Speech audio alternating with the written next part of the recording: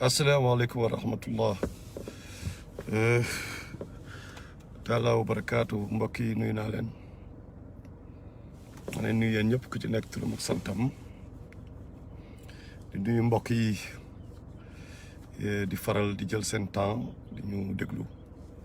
di leen remercier di leen ñaanal yàlla may ñu kooru jàmm yàlla fay ñu ñun ñëpp suñu tentative yi ñuy def pour jéem a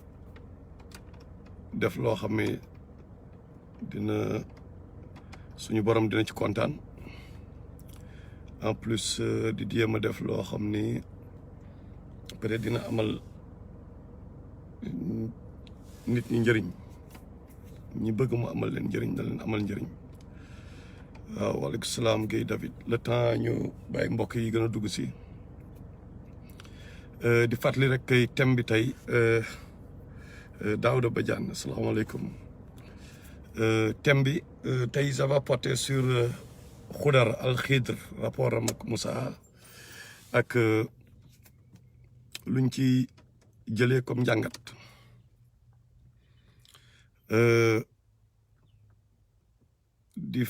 li tax ma xalaat def benn waxtaan ci loolu c'est pour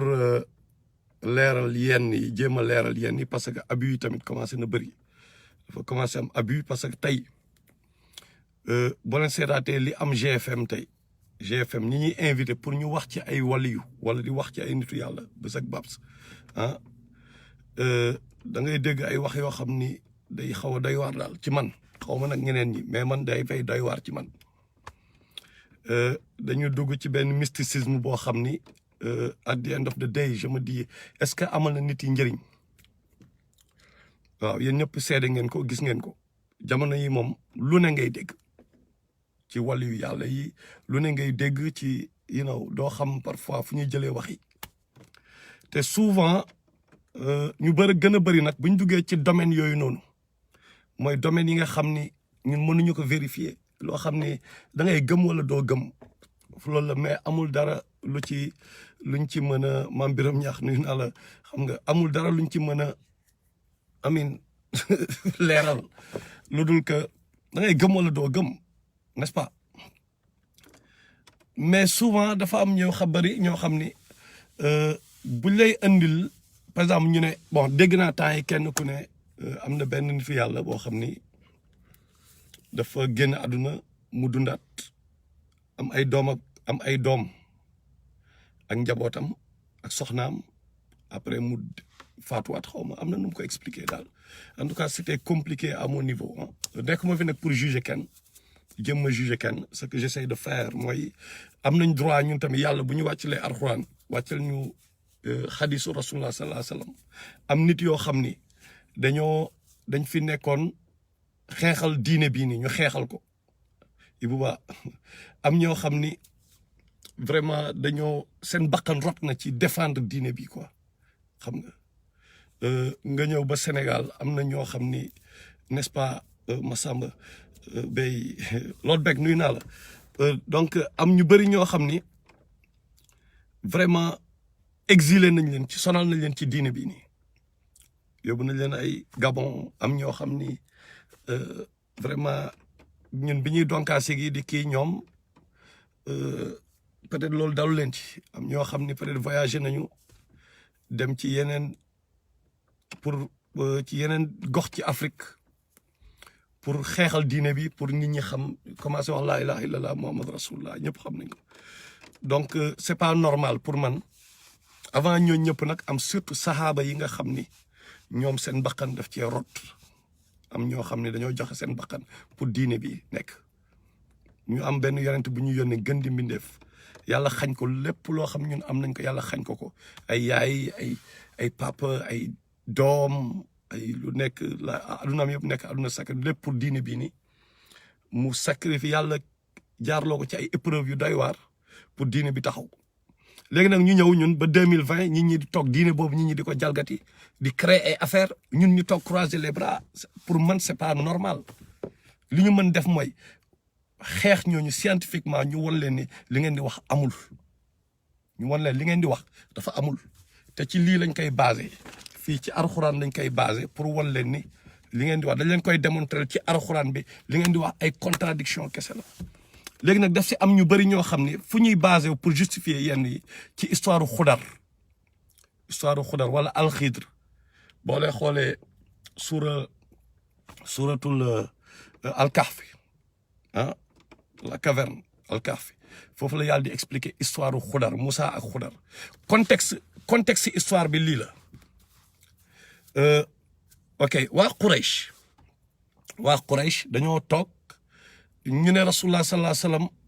ay sorcier la ay poète la wax ju ñaaw ju ne ñu teg ko ci kawam mais xamuñu fuñ koy jaar lépp lu ñu teg alxuraan teggi noonu laa ko mën tuddee Cheikh Kane lépp lu ñu teg alxuraan teggi parce que alxuraan doole la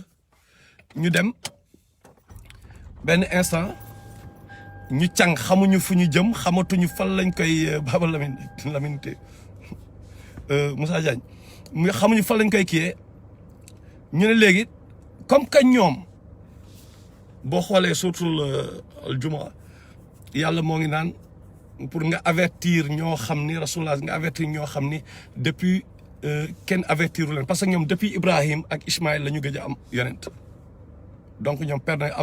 Abdullah ibnu Luxay Amar ibnu Luxay al-Xuzaa'i moom moo fa njëkk a indi yàlla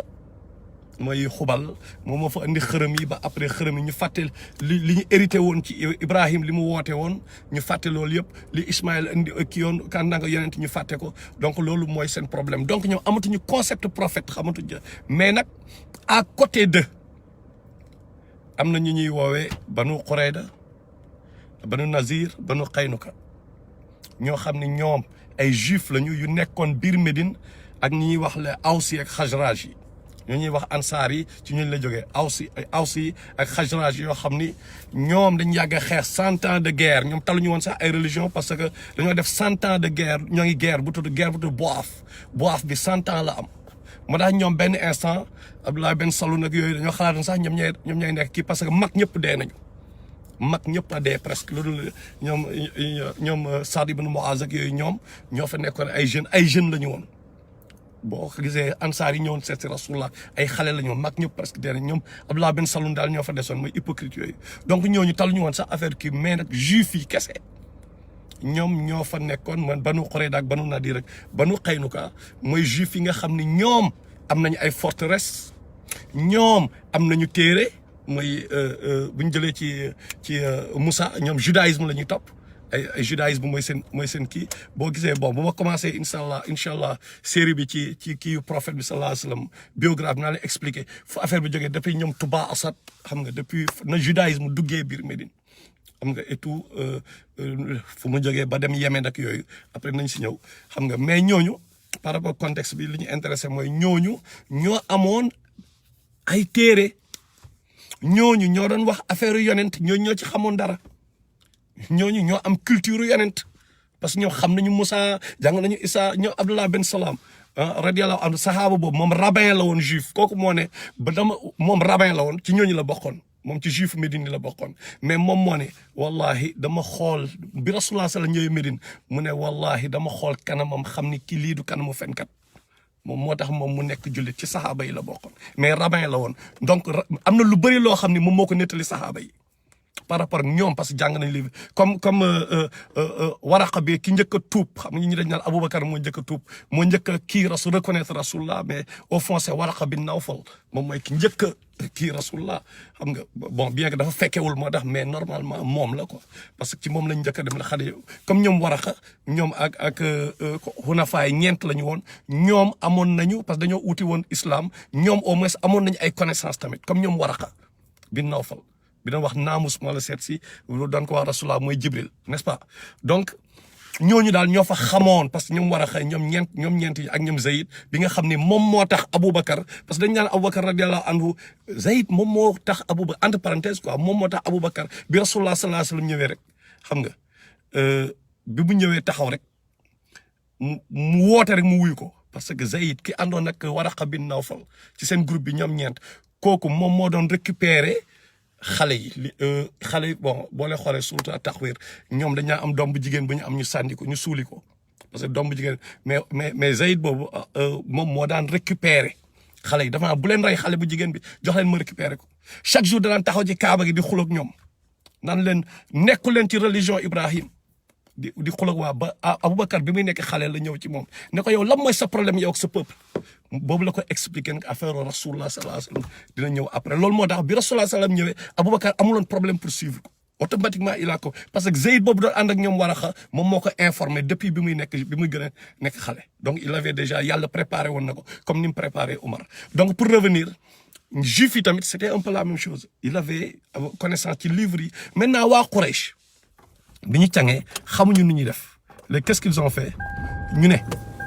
léegi nañu yónnee ci juif yooyu noonu nekk Médine bu ñu yónnee ci ñoom dinañ ñu wax ay nan la ñuy def ba poser Rasulullah sallam ay question col quoi jox ko question yoo xam ne moom du ko mën a répondre parce que comme que moom day wax waxi waaw Moussa fii la jaar di wax waxi yonent yoo xam ñoom ils n'ont aucune idée de yonent yooyu donc bi ñu demee ñu dem egg lan la ñu def mooy dañoo poser question juif yi ne leen laaj leen ko ñetti question première question bi mooy laaj leen ko ci jeunes yooyu nga xam ni dañoo kiyoon ci cave bi nelaw fa 309 ans mooy les jeunes de la caverne boo xoolee suratul Kahf mooy première histoire bi ñu raconté après ñu ne boo leen paree laaj leen ko deuxième question mooy ne leen ko na leen wax ci buur boobu nga xam ni moom dafa rul adduna bi yëpp mooy Zulqarnayni na leen wax ci histoire lu Zulqarnayni kooku benn bool am na ñu naan mooy Cyrus xam nga bi amoon borom ñaari béjjën yi quoi mooy Zulqarnayni ñaari béjjën yi xam nga beneen bi mooy jaajëf Ousmane Dramé grand nuyu naa lu baax waaye beneen bi mooy pour laaj leen ko au sujet de l'âme aamu nit ñetti questions yi lañ posé mais bu ñu remarqué yàlla dafa repassé rasulullah sallallahu alayhi wasallam dafa ni souvent Jibril vendredi la daan ñëw il faut souvent wax yi bon d'après yenn borom xam-xam yi wax yi vendredi la daan ñëw donc mu ne incha allah mu ne dinaa leen jox réponse ñoo leen vendredi mais dafa fàtte wax incha allah d'après lu ñu expliqué moo tax yàlla ne ko bul wax dara parce que après yàlla day testé ñëpp lay testé day gën a réeral kii ñu toog rasulullah amul réponse ba yéefar yi commencé waa Quraysh commencé naan haha bii pas am nañ ko amul réponse bi ba finalement nag la Jibril ñëw jox ko nag loo xam ne moom fekkewu ko waa kii fekkewuñ ko kenn fekkewu ko mooy leen histoire mu njëkk a répondre histoire les jeunes yi nekkoon ci cave bi waa Ashabul Kahf mu répondre histoire boobu mais lan la ci teg ñoom ñett la ñu laaj mu répondre ñaar beneen bi au sujet de l'âme mu répondre ko ci beneen aaya ci beneen saar mais bizarrement dafa amaat yeneen ñaar yu fa nekk yeneen ñaari histoire yoo xam kenn laaju ñu ko woon Rasulullah sallallahu alayhi wasallam waaw Pape Seck am na ñu naan Alexandre le Grand la non Alexandre le Grand idolâtre la woon donc du Alexandre le Grand c'est clair que idolâtre la woon quoi donc Zulqarnayn du moom donc pour revenir nuyu naa lu baax pour revenir moom ñaari question la ñu laaj mais yàlla répondre ñeent mais dafa répondre première question bi ci affaire jeune kii bi mu teg ci lan histoire ñaar ñooñu ak jardin bi borom jardin bi mu pare loolu lan la def avant muy répondre deuxième lan la def mu répondre beneen question mu raconté waat beneen histoire mooy histoire kan mooy histoire alu xudar ci xudar boobu nag la ñu bëri di taxaw commencé di mais ci la ñuy basé wu pour indi yenn yoo xam ne mysticisme boobu yu bëri yoo xam ni bon nit ki di teg benn instant pour wane ni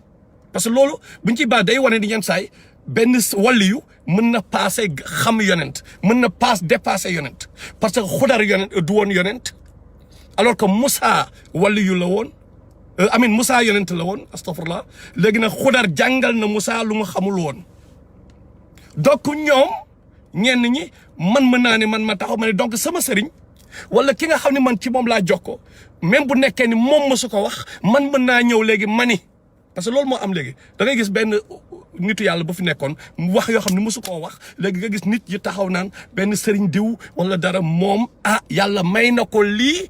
bu ñu waxee ñu justifier ko parce que yàlla mayoon na Xudar loolu te Xudar du woon yonent loolu de temps yi loolu ngeen di gis sax boo leen di xool quartier général. léegi pour wan leen ni gars yi fu ñu jaaree côté dama leen di wax yàlla moo ma peut-être parce que yàlla dafa afalaa yatadabbaruuna al-Qur'aan am alaa quluubin aqfaaluhaa right chaque jour ma wax leen ko yàlla mu ne ndax duñu méditer ci alxuraan donc man ce que j'essaie de faire mais dafa am benn remarque déjà man bu ma def ci alxuraan bi avant dara defe naa dañu dem nañ njëkk a dem ñu fàttali benn mbir mooy avant dara parce que damay kii ay aaya yi laa dajale xam nga pour bon histoire alxuraan bi yëpp ça tourne autour de qui ça tourne autour de rasulillahi sallallahu alayhi wa sallam histoire adduna bi lu bëri parce que wa ma arsalnaaka ila rahmatan lil alamin moom la ñu yónni comme rahma ci alamin bi du dëgg donc moom gis ngeen comme li ma wax sànq moom la ñu yónni moom la gars yi kii pour coller ko ñu yónni ci ay juif ci juif yi la ñu yónnee donc juif yooyu ñaata yoon la ñuy wax ci alxuraan yaa bani Israël ñaata yoon histoire Moussa la ñu gën a nettali ci alxuraan que histoire lu n'importe qui Moussa dañ ko nettali moom li ñu tudd Moussa tudd ñu ko rasulullah sal bi nga am ñeenti yoon rek lañ ko tudd mais tout le temps Moussa donc juif yi dafa am solo ñun ñu bàyyi xel ci ñoom seen histoire ak rapport bi ñu am ak rasulullah sallallahu alayhi wasallam ak bi ñu ama dara am ak ñoom seen histoire en quoi ça nous regarde histoire juive c'est la question que nous devons nous poser en quoi l'histoire de Bani Israël nous regarde comme que yàlla day wax am na benn aaya yàlla mu ne suuratul Baqara verset 146 mu ne allazina awuzu billahi min asheytan rajim d'abord bismillahi rahmani rahim mu ne allazina aataynahumul kitaaba ya'rifunahu kama ya'rifuna kama ya'rifuna abnaahum mu ne wa inna fariqan minhum la yaqtumuuna al haqqa wa hum ya'lamuun mu ne ñi nga xam ni jox nañ leen livre bi xàmme nañu rasulullah comme ni ñu xàmmee seen doom yi mu ne ñi nga xam ni waa juif yooyu lay wax juif yooyu ma leen di wax sànq ñi posé ci question yi ñu ne wax leen rasulullah lii pour ngeen coller ko laaj leen ko affaire jeunes yi mu ne ñoom xàmme nañu rasulullah sallallahu alayhi wasallam comme ni ñu xàmmee seen doom yi mu ne wala une partie d'entre eux dafay nëbb la vérité dafay nëbb dëgg bi alors que ñoom xam nañ ko donc juif yooyu la moo tax histoire Xudar sans rapport avec juif yooyu pas avec nous quand même benn par rapport ak ñun niñ koy analyser ñun yóbbu ko fi ñu koy yóbbu du foofu ma démontrer leen lu tax dañ koy démontrer lu tax tey jii bu ñu xoolee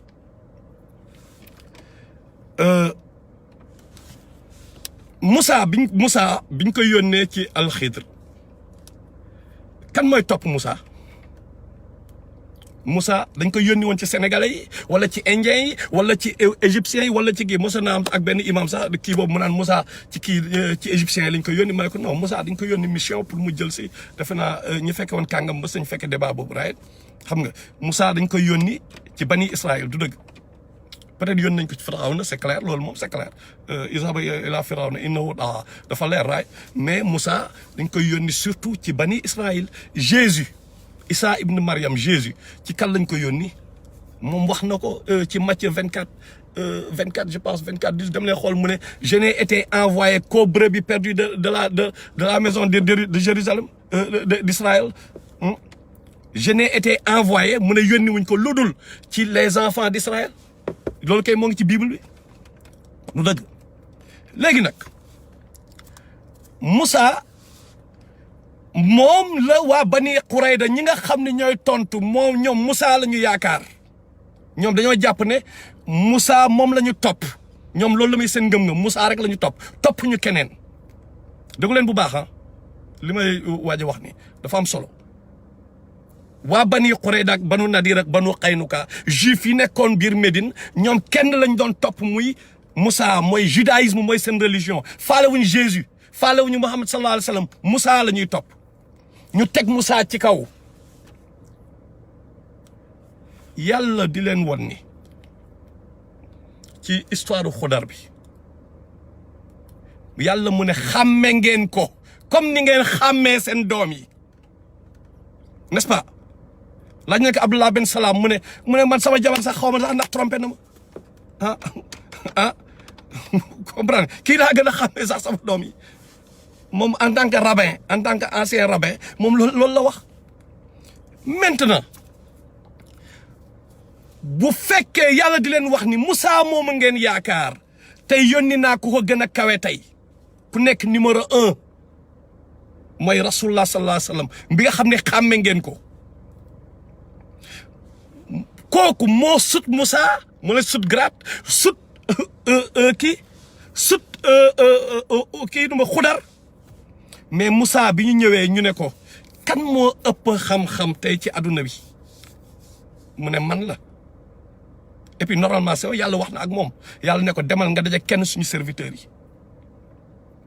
boo daje suñu kooku jox nañ ko xam-xam boo xam ne yow joxuñu la ko ñu ne ko yow nan nga mën a waxee sans connaissance Moussa alayhi salaam Moussa ne wàcce boppam Moussa dafa wàcce boppam mu ne yaa Allah may ma jàngi ci moom moo ñaan yàlla pour jàngi ci moom wàcce boppam léegi nag bi mu demee qu'est-ce qui s'est passé gis ngeen histoire bi après dinaa ñëw ci histoire pour wan leen yeneen point yuy wane ni fi ngeen di yóbbu Xudar nekkul foofu te loolu la ko démontré te ci Alxuraan bi laa leen koy démontré ci ay kii yu ndaw yoo xam peut-être ñu seetluwuñ ko nit ñi seetluwuñ ko peut-être yàlla attiré sama attention peut-être xam nga léegi yàlla di wane ne yéen juif yooyu noonu Moussa bi nga xam ni moom ngeen yaakaar moom ngeen yëkkati boole nañ ko ak koo xam ni Moussa daa wàcce boppam di jàng ci moom ne naa jàng ci moom kon dama leen di won ni yàlla di leen won ni wallahi bu fi Moussa nekkoon tey ni mu wàccee boppam pour jàng ci Xudar dina def lu ëpp loolu pour jàng ci rasulillah sallallahu alayhi wa sallam c'est ça le plan en fait c'est ça le plan du ay affaire way kii do moo ngi dund ba léegi nanga te dund ba léegi Xudar a ngi dund ba léegi rasulullah sallallahu alayhi wa sallam xadis bu leer nee na dafa toog benn jour pleine lune kii nii pleine lune bi taxaw nekk pleine lune mu ne wallahi tey bépp nit à part de jouru tey bi rasulullah sallallahu alayhi wa sallam mooy wax de dem na ngay vérifier xadis bu wër kan mu ne jouru tey bi 100 ans from jouru tey bi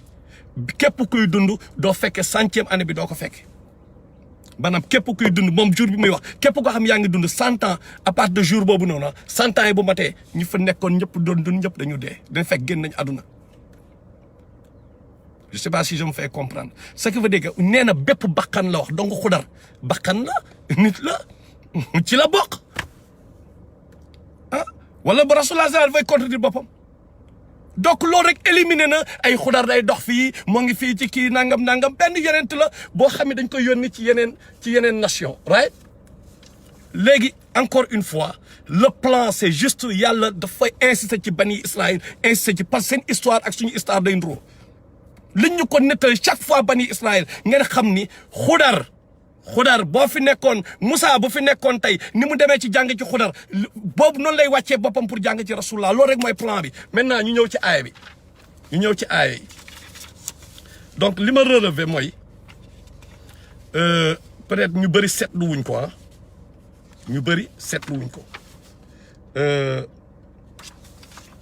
yàlla mu ne déggu leen bu baax de auzu billahi mina sheytaan rajim bismillahi rahmaani rahim bi Xudar di expliquer Moussa ce qui s'est passé mu ne ko amal safinatu fa kaanat li masakina ya'maluuna fil bahri ba pare xam la ci teg fa ardatu mu ne astaghfirullah fa ardatu fa aradtu mu ne fa aradtu xam nga aradtu boobu mooy lan mu ne alors ma planifié man j'ai planifié ma teg sama intention man mu ne moom quoi moomu Xudar n'est-ce pas mu ne gaal bi parce que ce qui s'est passé pour ñu xamul ñoom ñaar dañoo ànd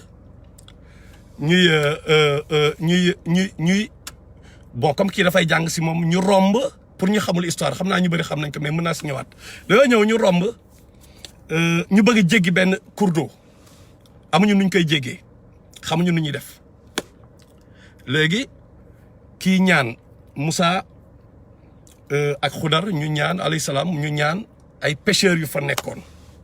pour ñu kooku ñooñu ne ok ñëw leen ngeen yéeg ils ont été vraiment très gentils ak ñoom ñu may leen ñu traversé bi ñu traversé Xudar mu ne moom mu bënn gaal gi mu ne ma bënn gaal gi mais bi mu bënnee gaal gi après qu'est-ce qui va se passer yàq na gaal gi Moussa di kaas alayhi salaam mu ne ko lan la ko répondre waxoon naa la doo patient ak man léegi nag réponse bi plus tard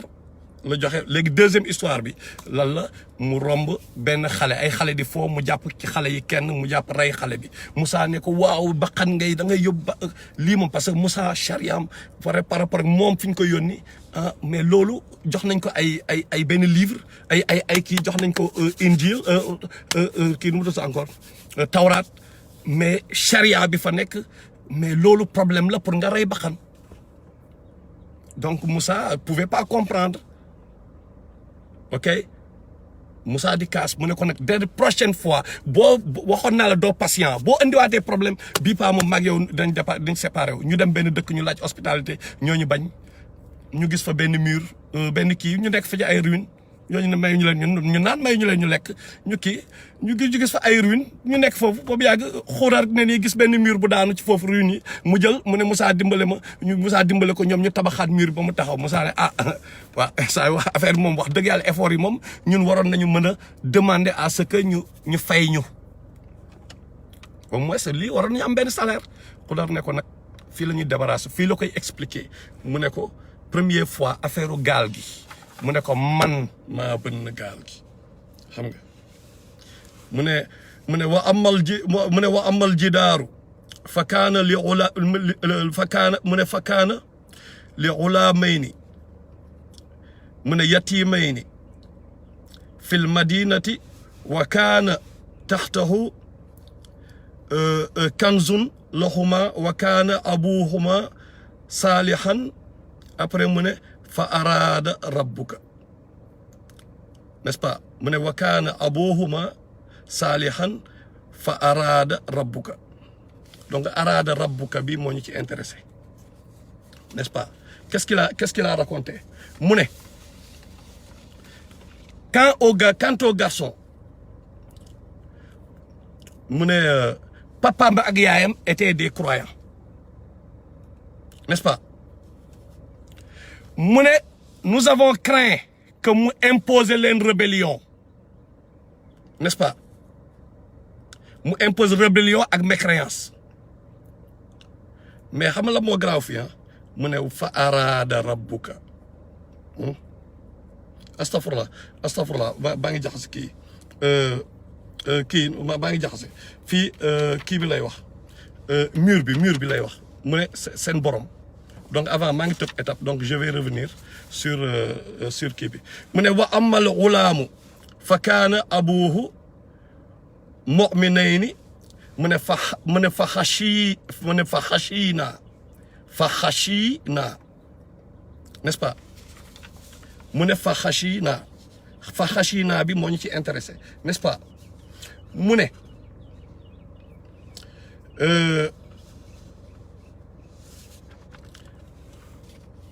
gaal gi astafurlah maanaam gaal gi xale boobu ñu xam ne ñu rey mu ne papa mag yaayam ay croyants la woon mu ne quant aux garçons ses pères et mères étaient des croyants nous avons craint qu'il ne leur imposât la rébellion et la mécréance n'est-ce pas léegi nag encore une fois fa xashina bi moo ñu intéressé parce que yàlla moo ne nañ méditer ci alxuraan bi n'est-ce pas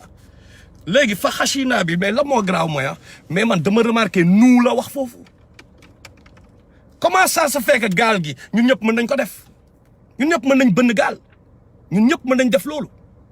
mais pourquoi fële mu ne affaire kii bi mu ne fa aratu mu utiliser fa aratu fii mu ne fa xashina bële mu ne je man maa sama propre chef man maa bënn gaal gi waxul sax Moussa dimbale ma de dafa ne je maa bënn gaal gi right mais comment se fait-il que bii nag mu wax nous ñun ñoo nous quoi il a utilisé nous n'est-ce pas pourquoi waxul moom mu rey xale bi y a de quoi se poser des questions en tout cas man je me pose la question comment ça se fait que fële mu ne je fii mu ne nous léegi nag ñu dem ci beneen bu mujj bi fan la wax lan la mu ne fa araada rabbuka la wax foofu mu ne wa amal jidaaru fa kaana li gulaamayni yatimayni fi l madinati mu ne wa kaana taxtahu kanzun lahuma wa kaana aboohuma saalihan mu ne fa araada rabbuka n'est-ce pas mais fii dafa ni pourquoi léegi fële premièrement mu ne moom moo bënn gaal gi deuxièmement mu ne nous ñun ñoo rey xale bi mais troisièmement mu ne et quand au mur il appartenait à 2 garçons orphelins de la ville mur bi ñaari orphelins ci ville bi ñoom ñoo ko moom il y avait dessous un trésor am na benn trésor bu nekk ci suuf mu ne seen papa mu ne leur père était un homme vertueux seen papa ku vertueux la woon mais pourquoi waxul fii dafa ni ton Seigneur a donc voulu fële mu ne je fee mu ne nous fii mu ne ton Seigneur a voulu donc il y a de quoi se poser des questions à analyser n'est-ce pas lan lañ ci mën a comprendre man pour man bokk laa wax de pour man xam nga jeu bi mais moom kese bënn gaal bi c'était lui c'est y a rien d'extraordinaire à part que ñu xamal ko xam-xamu mu am xam-xamu am na benn tyran benn buur tyran bu war a ñëw après ba day saisir gaal yu rafet yëpp daf koy nangu ñii nag dama bënn seen gaal comme ça bu ko xoolee ne gaal gi baaxul mu sànni gaal gi ñoom ñu récupérer waat seen gaal ñu réparer ko moom à lui tout seul il pouvait faire le boulot du dëgg mais deuxième bi est-ce qu'il pouvait faire le boulot à lui tout seul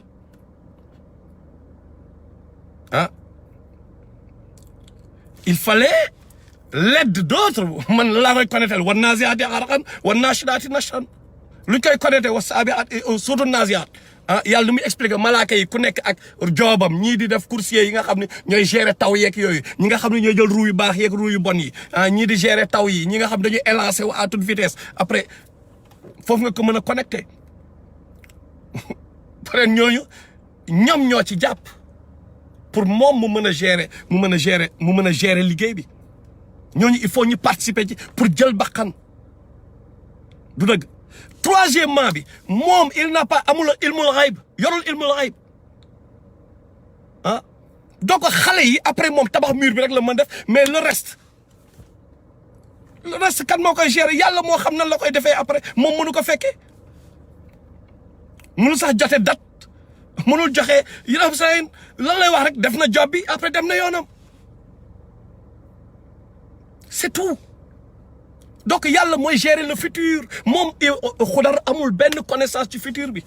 par rapport fi ko nit ñi di yóbbu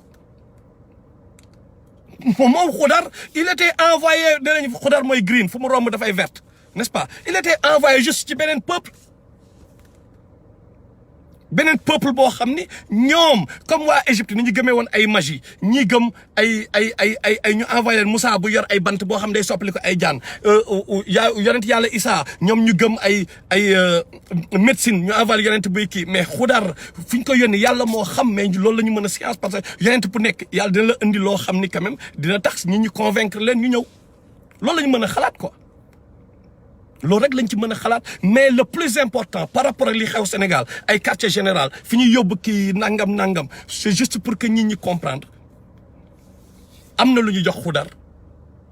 par rapport ak xam-xam mais amul dara lu mu def moom kese lu dul loo xam ne ñun ñëpp mën nañ ko def peut-être nag xam-xamu benn buur dina fi jaar après am na ñeneen ñoo xam ne may nañ leen loolu yaayu Moussa may nañ ko loolu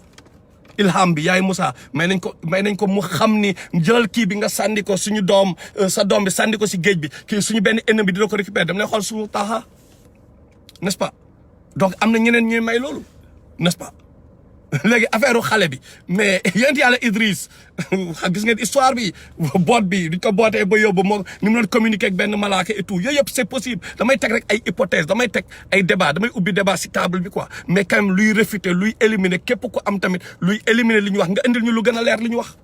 ñun loolu rek la ñu wax nga indil ñu lu gën a leer mais li wërte wóor mooy fi ñuy yóbbu xudar nekkul foofu xudar dundul ay boobu ba léegi moo ngi dund parce que day contredire xadis boobu ma leen wax ne rasulullah sallallahu li mu wax ci xadis boobu képp kuy dund te rasulullah sallallahu alayhi wasallam du maxsuum la ñoom ñëpp du ñu fenn yonent yi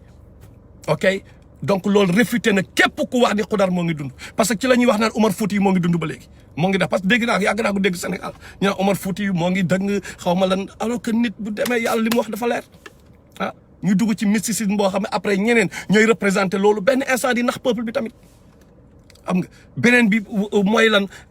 mais moom rek mënul sax jël baxan moom rek mënul gérer nous avons nous pourquoi mu ne nous pourquoi mu ne je nous ba pare ne ton Seigneur y a de quoi méditer na y a ay kii de élément assez d'éléments ñoo ngi pour ñu méditer si ñu xam ni histoire boobu du pour ñun benn instant xam nga pour ñu jàng lan lañ siy jàng ah mooy li tax ñuy expliquer yaa bani Israël pour ñun la quelque part quoi xam nga mais yaa bani Israël ñoom bi yàlla indee atour ne leen obéir leen ñu bañ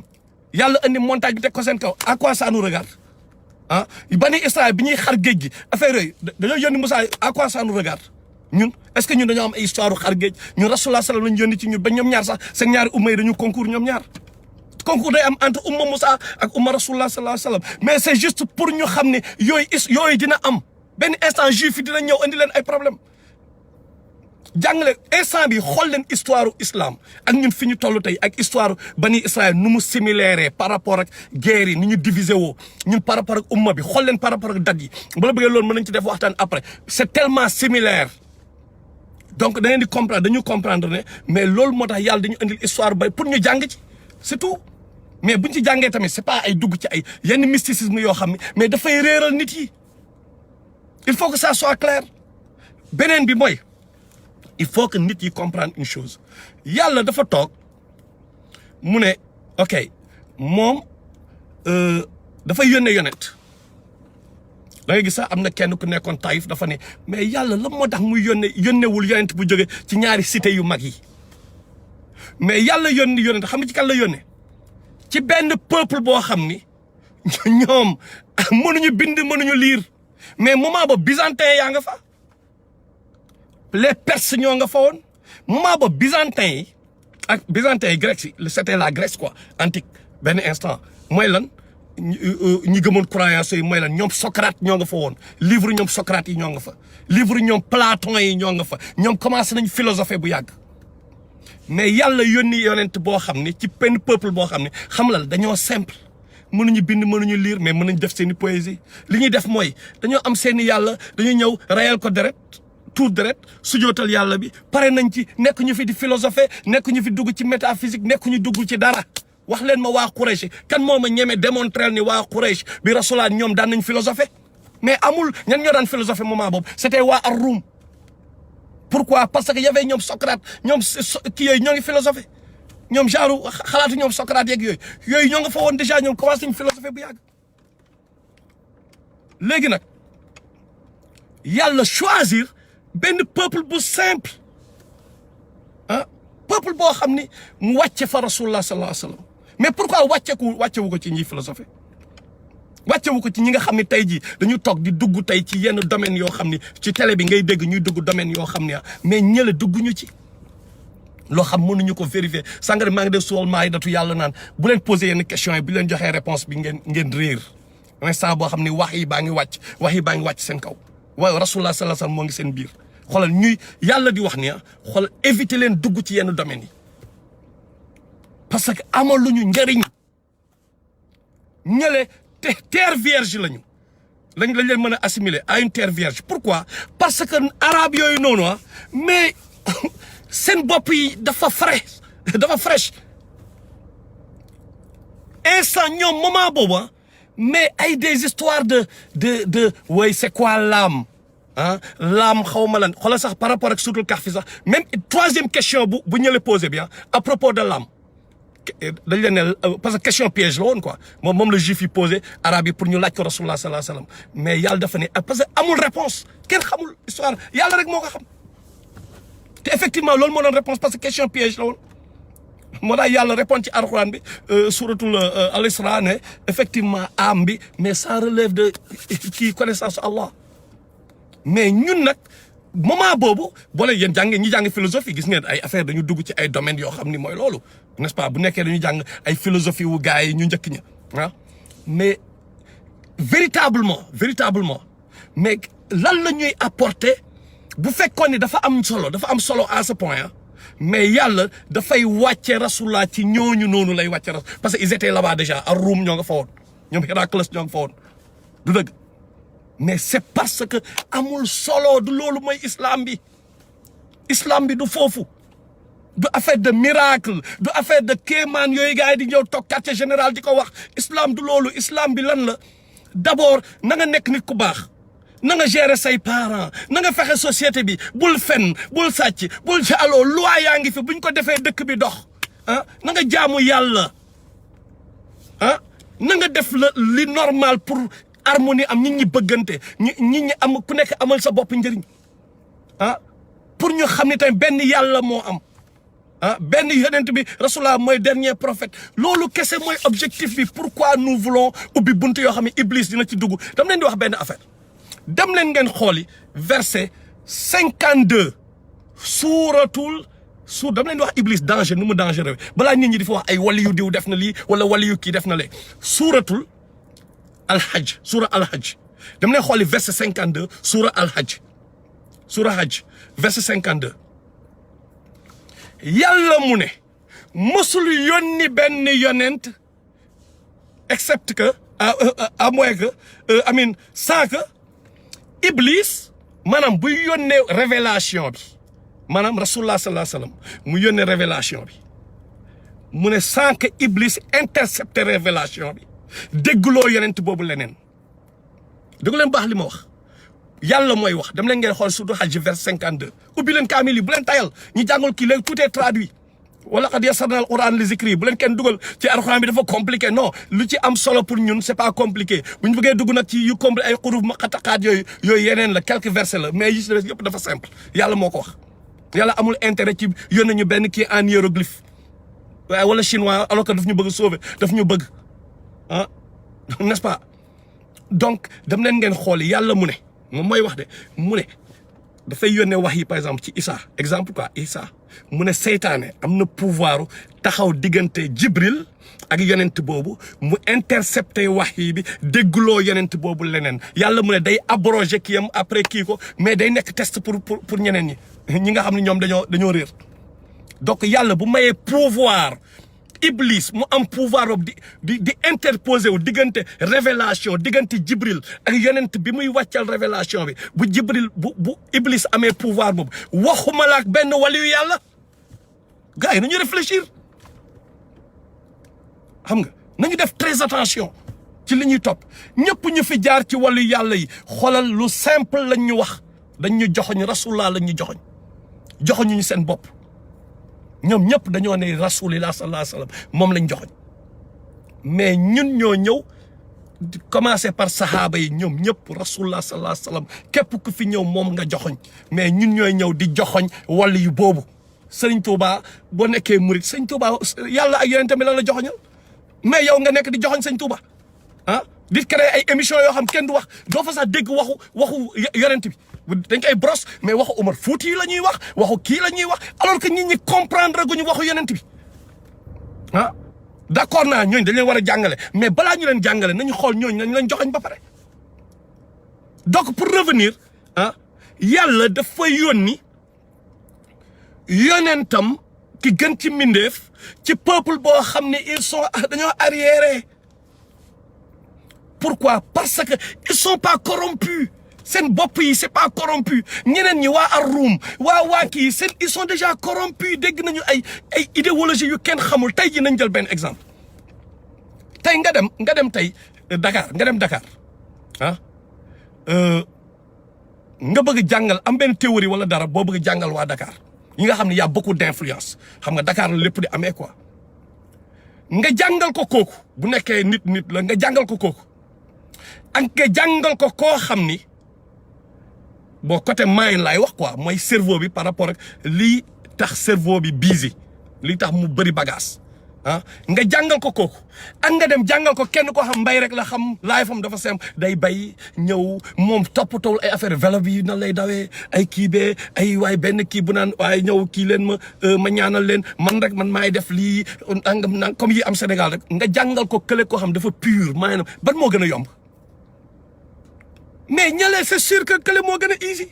mooy ñan moo waa Quraysh mooy arab yi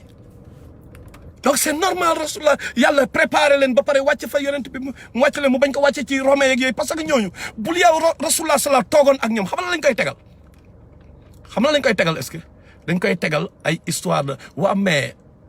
mooy question yooyu yàlla waxoon bu leen poser question yooyu bu leen joxee réponse bi tem ngeen réer ñoom donc parce que Socrate jaar na fa ñoom Platon jaar nañ fa donc ñoom question yooyu lañ fay nekk di taxaw ci question yooyu donc la preuve mooy après bi islam répandre ñu commencé ñu rajaxe empire perse yi ñu récupérer romains yi lu ci gën a bëri ñu récupérer ay Jérusalem ñu moom fa ñoom Ali ibn Abi Talib fa lañ dëkkoon après du Kufa fa la du Irak fa la bokkoon ah Cham foofu yëpp ñu récupérer ko benn instant mais ñooñu avant l'islam di kii ils étaient sous influence protectorat romain ñoom ñëpp du dëgg bi l'islam amee doole ñoom ñu déplacé wu ñu bëri première génération bi dafa leer sa deuxième génération bi mais plus tard la ñu commencé nag dugg ci ay affaire ñu commencé boole islam ak philosophie parce que ces réalités là xam-xam yooyu ñoo nga fa woon déjà léegi nag jullit yi seen bopp ñoo commencé maintenant di adopter di embrasser li nga fa nekkoon comme ay xamam di dugg ci yenn affaire yu vraiment kii waxuma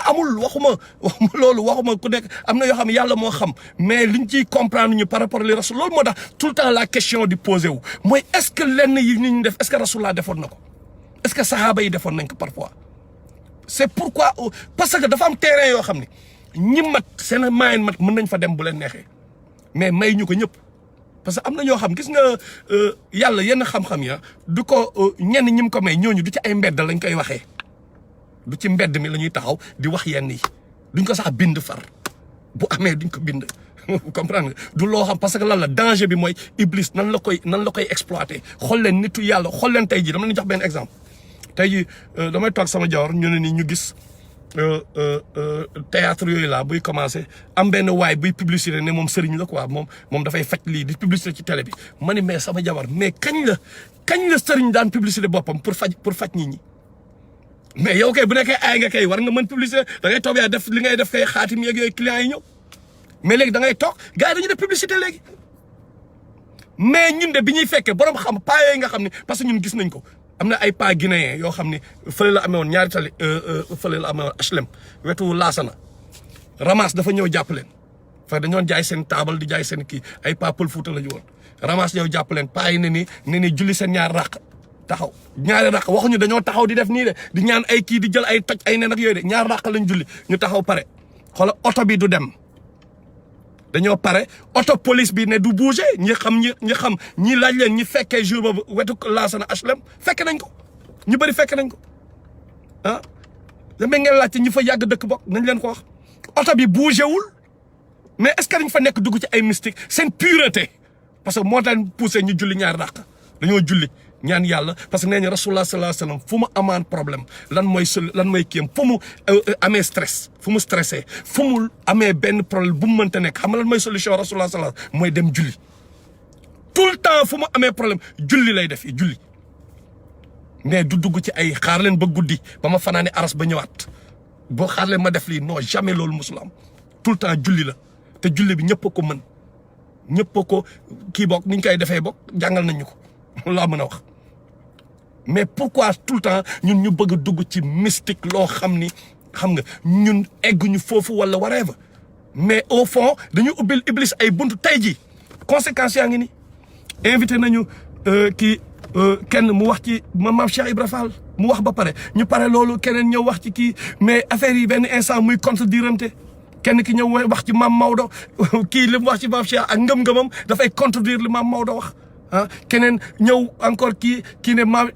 Cheikh Sadibou am na ku ñëw tamit wax ci moom n'est-ce pas moom tey mu wax ku nekk léegi nan lay demee mooy da ngay wane ni yow ki ngay topp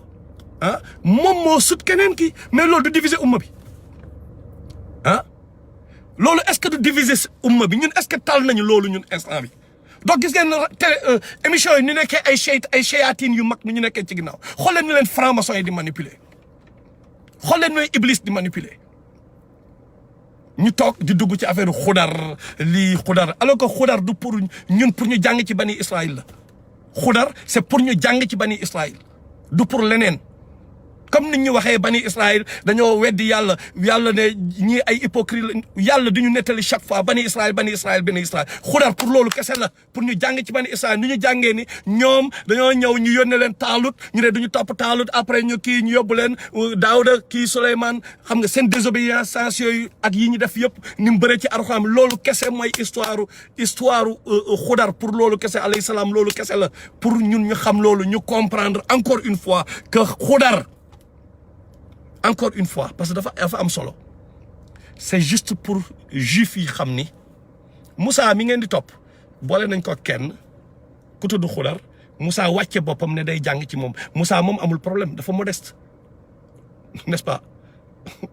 donc yéen juif yi di rejeter rasulullah sallallahu alayhi wa sallam tey Moussa bi ngeen di topp bu fi nekkoon ah xoolal ni mu demee ci xudar jàngi kii rasulullah mi moo sut xudar bu nekkee une fois la ko def pour jàngi dina ne 140 000 fois yàlla may ma jàng ci rasulullah mi donc rasulullah mii ngeen di rejeter da ngeen ko war a topp parce que xàmmee ne ko comme ni ngeen xàmmee seen doom yi donc leerul donc ku mu neex maintenant nga jëlee ci leneen lu la neex ku mu neex nga jëlee ci lu la neex ku mu neex parce que fii kenn moomul kenn tamit ku la neex ku mu neex nga gëm lu la neex mais la man da lenn moom xam naa ko amul benn nitu yàlla boo xam ne nitu yàlla nga te ñëw nga fi nga ñëw joxoñ sa bopp toujours yàlla yonent bi te biñ koy def tamit ci ay moment yoo xam ne dafa metti woon biir Sénégal y avait le colon bi nga xam ne dafa jàngi woon orientalisme dafa comme maa ngi leen koy wax keroog may leen même les versets sataniques benn anglais moo ko créé terme bi moo ko créé benn anglais bu tudd William Moyer orientaliste la woon xoola allemand yi lu ñu yor ci ay information ci islam bi ah donc il faut nit ñi comprendre loolu comprendre toutes ces réalités là ñu bañ a dugg ci ay mystique ak ay yoo xam daf ñuy tardal xam la moo ñu amal njëriñ instant bi nit ñi nu ñuy booloo nekk ba ku nekk booy gëm sa gëm sur l'espace public nañu xool li ñuy teg sur l'espace public te loolu kilifa yi ñoo ci war a taxaw war ñu teg du n'importe quoi sur l'espace public ku nekk am nga yàlla mooy guider ku ko neex dafa am ñii daf leen di guider te fu ñu dem dina am ay naafeq te yàlla Xudayfa ibn al-Yamani radiyallahu anhu histoire am par rapport ak liste secrète bi mu yor yàlla wane ni na mais liste secrète la il faut mu am ay hypocrite mën leen deal ak sans les hypocrites moo tax ñu def ko liste secrète même Omar xamul ne moo ngi ci Aboubacar kenn xamul ñoo ngi ci mais c'est pour dire que di ngeen deal de di ngeen xeexal diine bi de mais il faut ngeen hypocrite nañ nekk seen biir mais ñu nag suñu rôle mooy ñu xeex hypocrite yi te buñ leen xeex tamit te bu nekkee n'importe quoi la ñuy teg sur l'espace public ñun duñ koy nangu ah mais QG quartier général il pense à quoi c'est leur seul objectif c'est de le faire de l'argent audience la ñu bëgg ah Pape Cheikh Diallo xaalis moo ko tax a jóg pour émission am na dox Youssou Ndour xaalis moo ko tax a jóg na émission am dox mais Bouba Ndour xaalis moo ko tax a jóg pour seen émission dox TFM moo leen amal njëriñ c'est pas l'islam parce que bu leen l'islam amaloon njëriñ duñ fa ñëw di ëffal parce que yooyu une pet ñoo ngi dugal ci subconscient nit ñi loo xam ne dafay gën a diviser umma bi ñoo ngi diviser nit yi léegi nag ñun ñoo war a ñooñu taxaw foofu di wax xam nga keroog wax naa leen ko waa ki doon wax waxi maam Cheikh Ibra Fall moom laa déglu mu taxaw wax ba pare ak ñeneen sax da wax ba pare taxaw maam Cheikh Ibra Fall mi nga xam ni moom concept am Baye Fall la Baye Fall faalewul yëre faalewul ay affaire dunia wanewu loolu mooy concept Baye Fall n'est-ce pas ah nan ngay ñëwee nga nettali histoire maam Cheikh Ibra Fall ba pare nga pare naan waaw bi ma pare keroog de diw de fukki yëre ak benn la ma may après yow le matériel ngay bàqoo quoi mais c'est une contradiction nga xam ne cette personne là nekk dafa ñëw créer peut-être li mu wax yëpp peut-être xaw ma bëgguma juger mais peut-être li mu wax yëpp sensationnel rek la bëgg a indi pour ngeen happy boo leen gisee tey ñan ñooy maye xaalis tey ñan ñooy maye xaalis ñoom bu ñuy wax seen divagation yi ci gën a bëri bu ñu koy wax kan may maye xaalis ay ñoom Wally Seck ñooy maye 500 000 parce que ñooñu tam système boobu la ñuy dox système waaye Adja Jomba ñaaw xaw ma lan moo jur xaw ma kan kii jur kële affaire système boobu noonu ñoom ci la ñuy dox donc ñun jullit yi ñoo war a yeewu ñun ñoo war a yeewu fii amul Baye Niass amul Cheikh Mame Cheikh kii nu ma Sëñ Touba am kenn ci ñoom ñëwul ne leen topp leen ma wala xool leen man bi may def ay mystique amu ci kenn ñoom ñëpp yàlla ak yonent bi lañ leen wax ñoom ñëpp bu xool leen seen écrit yàlla ak yonent bi lañu privilégié ci lépp donc ku fi topp Baye Niass wala nga topp fi Sëñ Touba wala nga topp fi keneen mais yow sa affaire la parce que Baye Niass waxu la loolu Sëñ Touba waxu la loolu na leer waxuñu la loolu il faut mu leer aussi ñoom seen époque moo gënoon a metti ñun dañoo yabaate sax booy seet parce que ñun da ngay toog sa gàlle bés bouton gayen bés bouton et tu as accès à toutes les informations mais ñoom y avait le colon c'était difficile seen situation dafa metti woon ah mais après ñoom ñu nekk persécution yëpp ñoom ñu dund ko nga ñëw tubaab bi ne la xam nga ñu ngi wax coronavirus ñu non nañu ubbi jumaa yi Macky Sall mais moment boobu xam nga la tubaab bi doon def pour jumaa bañ a am wala pour sax xam-xam yenn xam-xam yi nga xam tubaab bi da doon bañ mu dugg Afrique mu dugg Sénégal ba yenn naar yi bu ñu daan andi yenn livres yi dañoo obligé di ko mémoriser bu ñu mémoriser après ñu romb tubaab yi après nag bu ñu ñëwee après ñu kii ko ñu réciter ko gars yi bind. noonu lañ mujjee di def mais ñooñu amuñu woon problème seen biir dañ doon dimbalante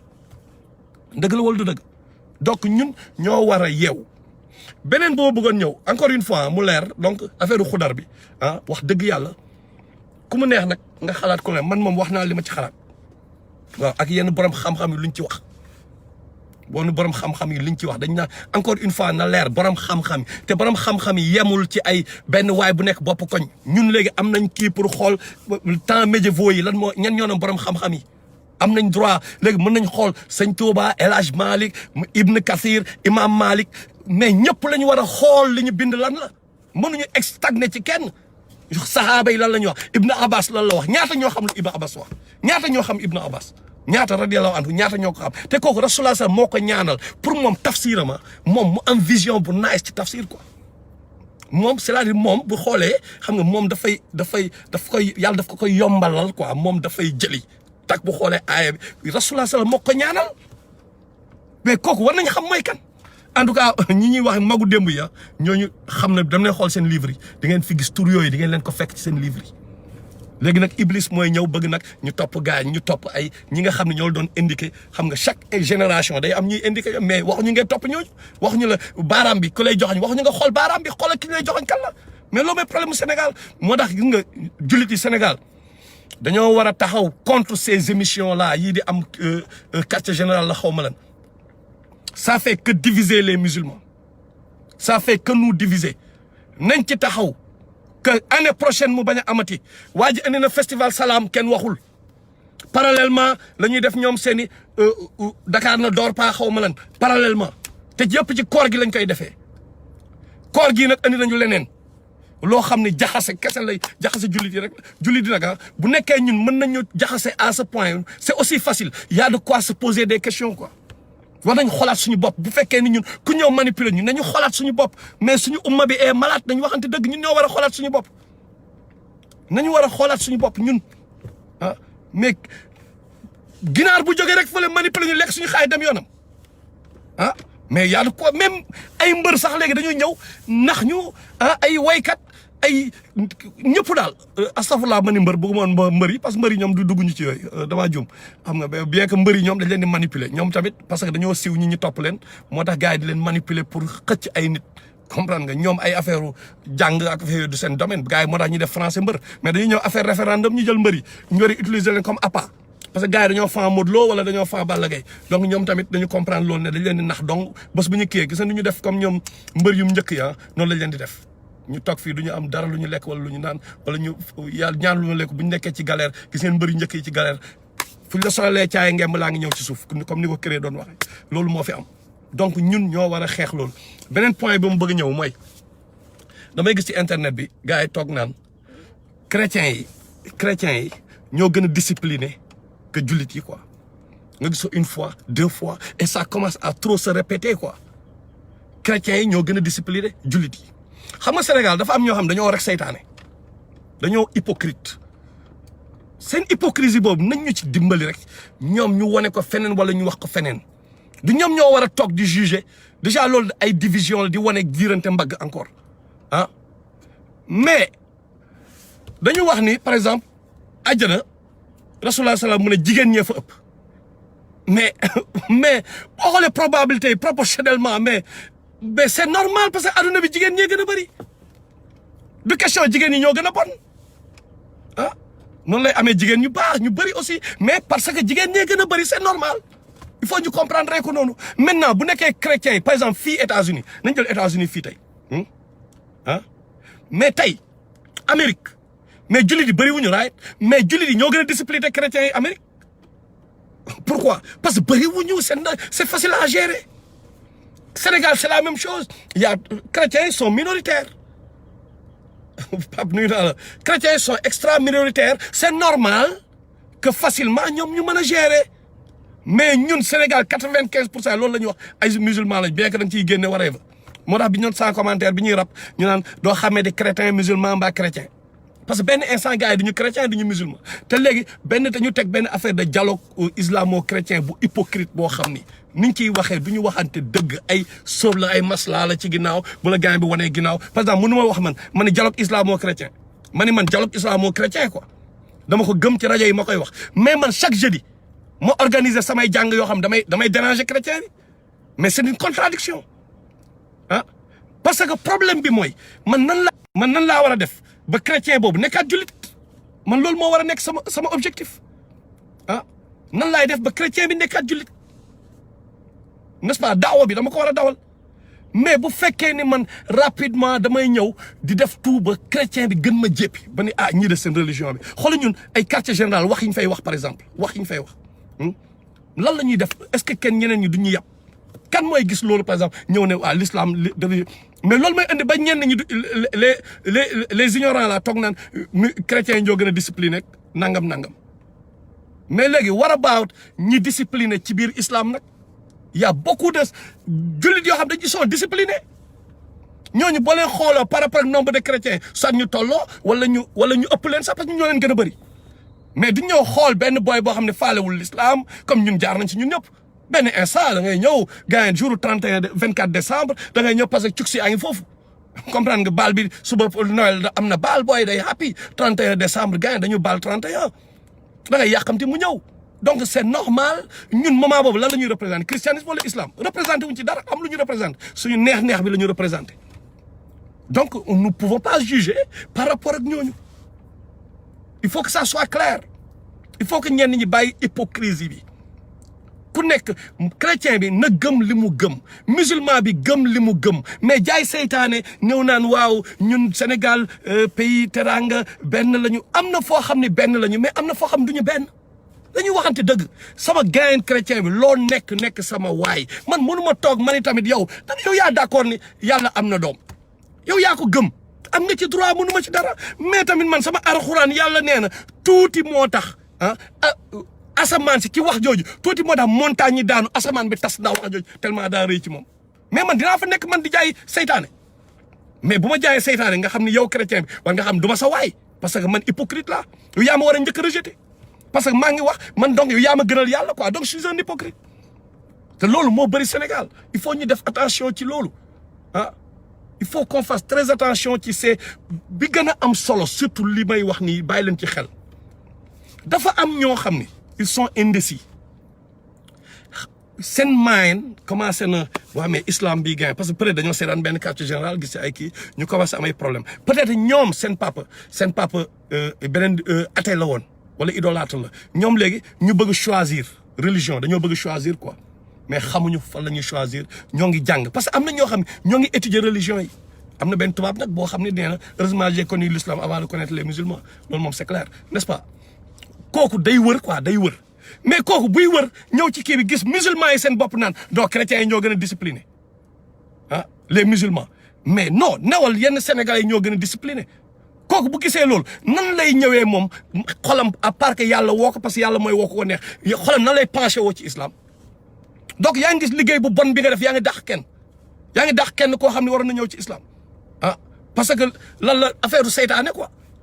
ah affaire waaw ñun benn lañu ah ñii buñ fi indil violence ñun ak chrétiens yi duñu benn ci yenn croyances yi ñoom Jésus daf leen ne bu la nit ki mbéjee ci joue gauche bi joxel beneen joue bi loolu la ñu gëm ñoom ils sont passifs ils sont pacifiques ah ñoom meluñu comme ñun ci yenn yi te loolu après ñun bi Rasulullah sallallahu alayhi wasallam ñëwee mais comme Moussa la mel problème prophète guerre la moom dafay wax ne vous êtes da ngeen di miséricordieux mais kenn duñu yàpp ku kii dañ lay xëppal kaani ñun suñu religion mooy bi nga xam ni nee na boo sàccee daggal loxo bi mais ñeneen ñi dafay sauvage ci ñoom boo njaaloo dañ la doo téeméeri yar ñun suñu religion loolu la wax suñu religion Rasulullah sallallahu alayhi wasallam kenn ku bëgg ay problème satirique contre les femmes musulmanes Rasulullah sallallahu jox le ordre ne dem leen ngeen rey ko dem leen ngeen rey ko ah waa banu Qurayda bi ñu trahiré yàlla moo wàcce moo jox Rasulullah ordre dem leen ngeen exécuter leen ba tey les détracteurs de d'autres diine là ba tey moom la ñuy utiliser naan seen religion bi religion sauvage la naan même yenn juifs yi moom la ñuy utiliser parce que dañu fàttaliku banu Qurayda ba léegi mais ça vient pas de Rasulullah moom dafa fekk confirmé parce que kan la jox Saad ibn Muaz la jox ne ko yow loo wax loolu la parce que moo doon xaritu waa banu Qurayda parce que ay alliance Aws ak Xasraj yi ku ci nekk da nga allié woon ci benn tribu juif mais plus tard bi ñu trahiré mais dafa ne Saad comme que yaa doon seen allié moom la yónni woon avant sax ne dem leen nga en éclaireur mu ne ah Rasulullah trahir nañu loolu mooy bi ñu wëree gars yi bi ñu siégé jullit yi moo tax yàlla di wax ni ñoo ngi leen attaqué woon ci biir ak ci biti di expliquer di ko yàlla di ko expliquer ci Alxuraan bi mais moo tax moom lañ jox verdict bi plus tard bien que gaañu woon ne foofu la lay génne àdduna lan la wax mu ne rey leen góor ñi rey leen les góor ñi nga xam ne ils sont adultes jigéen ñi ak xale yi ngeen def leen esclave Rasulullah wallahi loolu moo jóge septième ciel comme verdict loolu la yàlla wax mais léegi tey jii ku toog di juger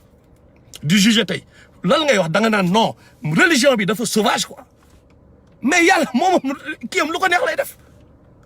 neex lay def te loolu la joxe comme verdict mënuñu ci dara. maintenant chrétien bi ni muy gisee ak ñun bokkul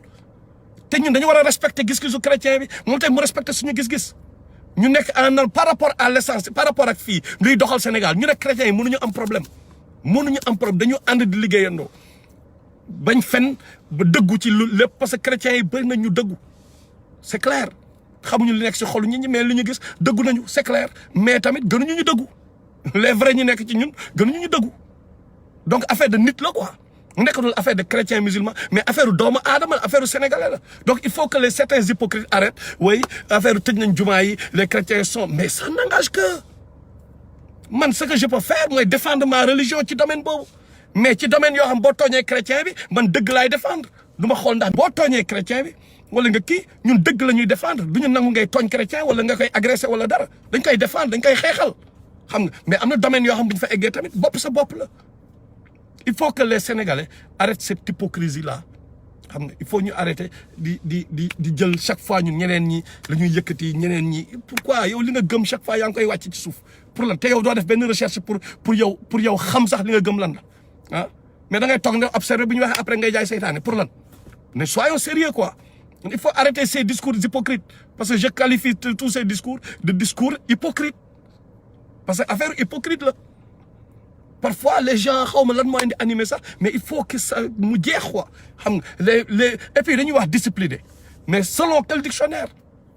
nga ni la ñuy définir discipline le dictionnaire occidental le dictionnaire de l'impérialisme occidental wala mais selon quel dictionnaire la ñuy définir le terme discipline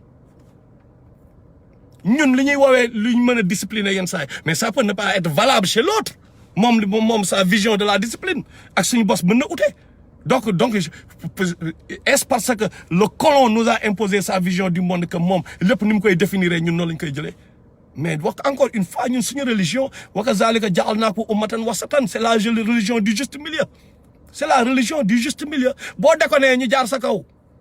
boo déconné boo kee bu ñu mënee baal ñu baal mais jaar kaw bu sësee dañuy jaar sa kaw loolu mooy suñu religion comme ni ko murid di defee tamit dañ waxante dëgg c'est normal doo ñëw di saaga sëñ Tuubaa ñu lay bàyyi noonu mais dañuy jaar sa kaw c'est normal ah di nga ñëw di saaga kii yu jàmbur comme temps yi kémit yi ni ñuy def temps yi commencé di ëppal maintenant di saaga yonent bi di wax leen ne gars yi ne non garaawul non dañ leen war a punir benn instant il doit être puni juste parce que l'islam noonu lay fonctionner benn instant bu yeboo gars yi def violence wala whatever mais tamit dafa am yu ëpp yoo xam ni ëpp na kuñ fi taxawoon ñu saaga sa papa wala sa yaay nga koy xoolee ñu saaga ko benn yoon di nga bàyyi mu jàll ku nekk tey boo xoolee bu fekkee yow mën nga supporter ñu saaga sa papa wala sa yaay une fois deux fois nga bàyyi mu jàll ok kon nañ baale mais bu fekkee yow dañu saaga sa papa ak sa yaay nga xeex ñu saaga rasulullah ngay non garaawul gars yi nañ pass mais tu as un problème bu ñu saagaa sëñ Touba nga taxaw xeex bu ñu saagaa yonent bi ngay non ñii kay bërgal leen bàyyi leen ak yàlla mais y a un problème tamit nañu waxante dëgg bu ñu saagaa maam Maodo wala maam Limaamu Laay kuñ ci saaga da gars yi dañuy xeex parce que saaga la quoi kenn bëggul ñu saaga sa papa wala sa yaay léegi nag ñuy saaga yonent bi ñi taxaw di xeex suñu religion mooy ku saaga ku ëppal ñu ëppal sa kaw loolu rek mooy kii bi bu yeboo gars yi définir nu leen neexee violence parce que violence yi ñuy def mooy ñoom yi ñuy def moo gën a grave parce que violence yi ñuy teg suñu kaw mooy yiy changer bopp nit quoi yu yóbbu nit safara quoi ñoom violence yooyu la ñuy teg ci télé beeg rajo bi ah ñun ñu accepter ces violences là maintenant violence physique bi nii bu kii gars yi parce que dañu bëgg yar sa doom bu yaradi ko da nga koy yar waa ji nag peut-être mën nga dem nga wax ak moom whatever xam nga mais bu ko defee une fois deux fois ñu nekk seen groupe seen benn club nekk di saaga yonent bi parce que loolu lañ jël ba pare te les mêmes personnes y a beaucoup de personnes yuy taxaw naan musulmans yi ñoo gën a chrétiens yi ñoo gën a discipliné musulmans yi mais ñooñu par exemple ñoom ñoo yor ce genre d'attitude anyway parce que tey boo nee musulmans yi ñoo gën a chrétiens yi ñoo gën a discipliné musulmans yi mais da nga ñoo saaga parce que musulmans yi nga wax da ngaa saaga umma bi yëpp nga saaga maanaam ñun suñu téere bi li mu ñu jàngal dara baaxu ci wala ñun toppatoo wuñ téere bi ah alors que c'est pas ça la réalité mooy ñi faale wuñ téere bi du affaire yu chrétien te problème bi sax Sénégal réalité bi mooy mais bu ñuy wax affaire yu discipline booy yooyu taxaw di ñàkkanteeg police yi kan moo ciy musulman kan moo ciy chrétien ñun ñëppay àndandoo di déconné suñuy déconné am nañu ay copains ñu affaire de jeune la affaire de sénégalais la ñun faale wuñu loolu benn instant c'est clair par rapport ak yenn yu terre à terre yeeg yooyu faale wuñ ko ñun ñëppay defandoo même toj ñun ñëpp benn lañu comprends booy fils bu amee booy ana nga lax yi gars xoolal ñu dem amoon naa benn copain boo xam ne dañ daan ñëw dans les années 88 temps ay Noël bu amee affaire kii boobu noonu mais dañu dem booy parce que booy gel yu tooy yi benn instant foofu la ñuy nekk nga dem booy mu jaral la sax booy nga dem ñu dóoral la affaire kii bon daaw ñu dugg carrément comprendre mais moom chrétien la woon mais booy xoolal da daan dem benn instant day dugg juste pour ñu defal ko affaire yooyu gars pour xam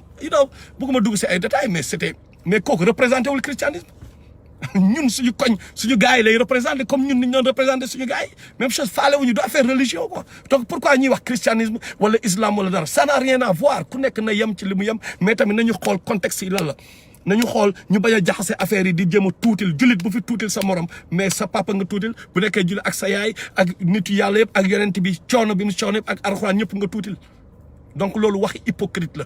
dañu ne yenn sénégalais yi dañoo indiscipliné yenn jeunes yi dañoo indiscipliné te li tax ñu indiscipliné c'est tout simplement ay kilifa yoo xam ne duñu chrétien duñu musulman nekk ci gouvernement yi taxaw di fen peuple bi di waxeet taxaw di saaga en direct di def ñooñu noonu ñooñu ñoo tax ñooñu les indisciplinés mooy njiit yooyu ñoo indiscipliné politiciens yooyu n'est-ce pas donc boy yi ñu naan ñoom dañoo indiscipliné c'est même pas de leur faute donc nañu bàyyi di dugal l'islam ci loolu ça n'a rien à voir avec l'islam buñ ñu fontoo nañu bàyyi seen hypocrisie yenn jullit nañu bàyyi seen hypocrisie bi ñu nekkee bëgg di neexalaate tout le temps nañu waxante dëgg ku nekk na wax moromam dëgg ku nekk am na loo gëm da nga koy assumer nga jël ses responsabilités mais du ma ñëw nangu yenn yi juste parce que diw sama gaayan la ah mais nañu waxante dëgg ah donc gars yi 15 minutes moo des si ndogu bon donc xam naa dañ koy yemale fii rek encore une fois li tax a jóg wax ji mooy li ma gis quartier général gars yi di di gën a diviser loolu kese la donc nañu def attention ci division bi médias yi ñoo ngi gën a diviser te gars yi xamoo fan lañ bokk gars yi ñii kii xamoo fu ñu bokk gars yi du ñu dem màq